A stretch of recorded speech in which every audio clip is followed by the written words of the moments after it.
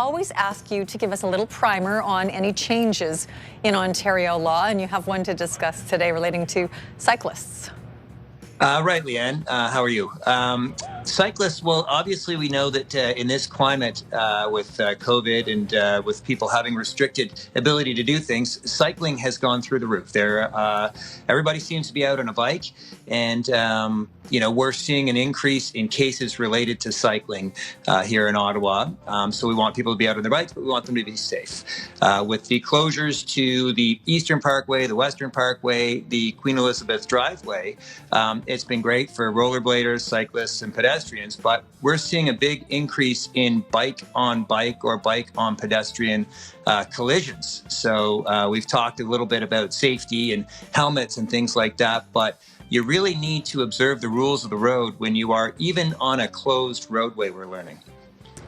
Little primer here. So know the rules of the road, and I guess that's where the cases come in. You're seeing all kinds of people violating the law. Yeah, well, what's happening really is you'll have your family that's out for a nice bike ride and the 6-year-old zigzagging down the path. And then you'll have the, hardcore cyclists going 35, 40 kilometers an hour. When they go to overtake, often these bikes don't have bells or horns on them because they're designed for racing. And so, these folks overtaking families really have to be vigilant about anticipating what a child might do. As far as being a cyclist, wear the safety equipment. I can tell you that in these cases, the first question that gets asked by any insurance company or any defense lawyer is, were you wearing a helmet?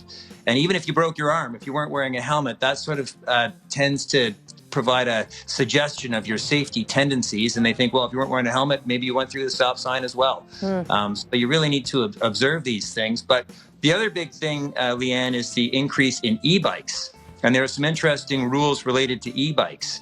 For one thing, sometimes they look like a motorcycle and act like a bicycle. They're allowed on bike lanes and in bike paths. Sometimes they look like a bicycle and act like motorcycles. Maybe you didn't know that if you take your pedals off an e-bike, it's considered a motorcycle. So you have to get a motorcycle license, registration, insurance. When really all that's happened is you've taken pedals off what can otherwise be a bicycle. Wow. And they all have to adhere to the rules of the road, but they're great, environmentally friendly and fresh air and exercise, but they're a breed of their own.